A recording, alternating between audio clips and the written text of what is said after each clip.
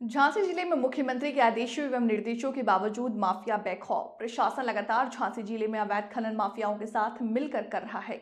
बताते चले कि माननीय मुख्यमंत्री योगी आदित्यनाथ द्वारा खनन नीति के मुताबिक बुंदेलखंड में खनन पर लगाम लगाए जाने के लिए भरपूर दिशा निर्देश दिए हैं, परंतु इसे सत्ता की हनक कहें या पैसों की खनक, लेकिन झांसी का प्रशासन सफेद पोस्ट नेताओं के साथ मिलकर लगातार जिले में नदियों का दोहन कर रहा।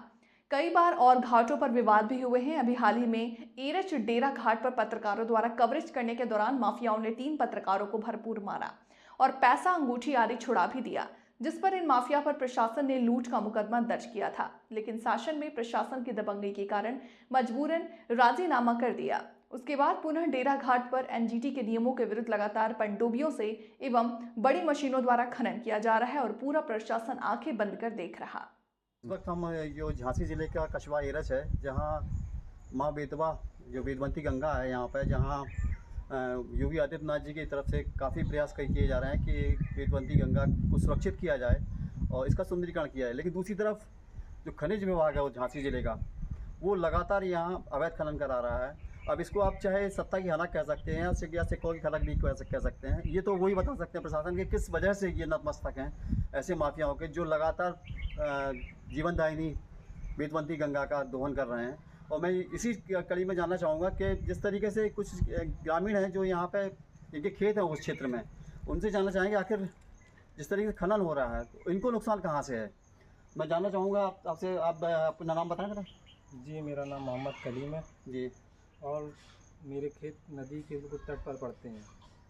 पिछले कम से कम 4 महीने से मैं बहुत ज़्यादा परेशान हूँ इन खनन माफियों से, क्योंकि इन्होंने मेरे को खेत के किनारे से ही खनन कर रखा है बहुत। और खेत के किनारे जो तट है, मतलब अगर आगे जाके बाढ़ आती है तो हम लोगों के खेत पूरी तरीके से ध्वस्त हो जाएंगे।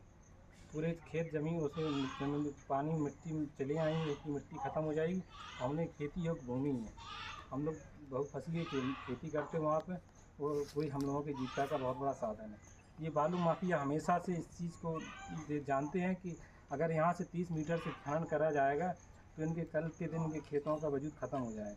इनके मना करने के बावजूद यहाँ से लेकर मैं झांसी एसपी, डीएम और एसडीएम गरौठा सभी के यहाँ मैं शिकायत कर चुका हूँ, यहाँ तक कि मुख्यमंत्री तक मैं शिकायत कर चुका हूँ, लेकिन 1% किसी पे कोई फ़र्क नहीं पड़ा उनके ऊपर। इसलिए से कोई फ़र्क ही नहीं पड़ा, ना कोई शासन सुनने वाला है, ना कोई प्रशासन, ना कोई नेता को। जिस तरीके से यहाँ खनन हो रहा है या जिस तरह नदी का जिस तरह दोहन हो रहा है, लिफ्टों के जो एनजीटी के नियम के मुताबिक लिफ्टर अलाउ नहीं है, पोकलैंड मशीनें नहीं है, वो चलाई जा रही हैं। क्योंकि एनजीटी के नियमों का तो पूरी तरीके से उल्लंघन है ही, और राजस्व की चोरी हो रही है। और सबसे बड़ी बात तो ये है कि उनका वहाँ पे कोई पट्टा भी नहीं है जहाँ से वो खनन कर रहे हैं, और ना ही उनके पास कोई रॉयल्टी है, ना कोई M11, कुछ नहीं है। पूरे तरीके से अवैध खनन है, सिर्फ राजस्व की चोरी है, सरकार की चोरी है। और यहाँ एक तरफ से भाजपा कहती है कि हम बहुत बड़े देशभक्त हैं और हम नहीं, इस वक्त ये है कि जो MM11 है, जो पट्टा है, वो 6 महीने के लिए उनका पट्टा है वर्तमान में। लेकिन जो खनन का क्षेत्र है, सबसे बड़ी समस्या ये है कि एनजीटी के जो नियम है, एनजीटी के नियम है, देखिए नदी में सीमांकन नहीं हो सकता, क्योंकि और नदी में 2.9 से डेप्थ के नीचे खनन भी नहीं किया सकता। 2.9 कहते हैं आप 3 मीटर के अंदर इसको खनन किया सकता है, लेकिन चूंकि नदी की धारा के अंदर ही खनन हो रहा है, ये अवैध खनन की श्रेणी में आता है। नदी का धारा के अंदर से खनन हो रहा है, ये तो बिल्कुल उल्लंघन है इस चीज़ का, कि एनजीटी के नियमों का धड़ल्ले से उल्लंघन किया जा रहा है। अच्छा, आप बताएं। जी भाई साहब, राजा यादव नाम है हमारा, और हम सबके खेत भी वहाँ पर हैं जहाँ पे ये अवैध खनन हो रहा है। आप देख रहे हैं कि किस तरह से वहाँ पत्रकारों की भी मारपीट की जा रही है। आप देख रहे हैं किस तरह से वहाँ पर लिफ्टर लगाकर खनन किया जा रहा है। आप अभी जाइए, वहाँ पर ये स्थिति है कि जो किसान है सारे, वहाँ पर ये स्थिति बन गई, वहाँ पर पैदल नहीं निकल सकते अपने खेतों के लिए। क्यों? क्योंकि पूरे रास्ता ही ख़राब कर दिया, पूरी रास्ता पानी डाल के ख़राब कर चुके हैं। पूरे खेतों में होकर ट्रक जा रहे हैं, सभी किसान वहाँ जाते हैं। अगर किसान अपनी शिकायत भी करते हैं वहाँ खदान पर जाकर कि वो हमारे सर ये खेत नुकसान कर दिया, तो कहते हैं कि आप कुछ कहोगे तो मुकदमा लिखवा देंगे। और वर्तमान में ये आपने बैक में देख भी चुके हैं, कुछ लोग गए अपनी शिकायत को लेकर तो उल्टे उन पे ही मुकदमा लिख गए। जैसे पत्रकार बंधुओं के साथ ये जो व्यवहार गलत हुआ है, आप सबने क्या, हम सभी को पता है सच्चाई क्या है। सच्चाई यही है कि वहाँ पे जो अवैध खनन है बहुत बड़ी सीमा पे चल रहा है। आपने देखा है पुल के नीचे अवैध खनन, देखिएगा यहाँ से अवैध खनन किया गया। पनडुब्बी बिल्कुल पुल के नीचे ही डली रही एरच में अपने।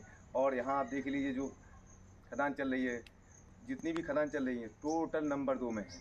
जो इनकी समय सीमा थी वो भी समाप्त हो चुकी है। ये थे एनएच के ग्रामीण जो थे, जो अपनी जो बीती है उनके साथ इस अवैध खनन से माफिया लोग जिस तरीके से खनन कर रहे हैं, ये बीती उनके साथ थी। भाई और जिस तरीके से यह मारपीट हुई थी पत्रकारों के साथ कवरेज करने गए थे, ये भी सबको विदित है और सारा प्रशासन जानता है कि किस तरीके से मारपीट की और किस तरीके से राजीनामा भी कराया गया उनका। ये अवैध खनन पूरी तरीके से या तो कहीं ना कहीं और भाई साहब प्रशासन नतमस्तक है इनके सामने, या कहीं ना कहीं दूसरी बात जरूर है जो माननीय योगी जी से तक नहीं पहुंच पा रही है। मैं जानता हूं कि योगी जी इस तरीके से खनन पर रोक लगाने के लिए पूरी तरीके से सक्षम है।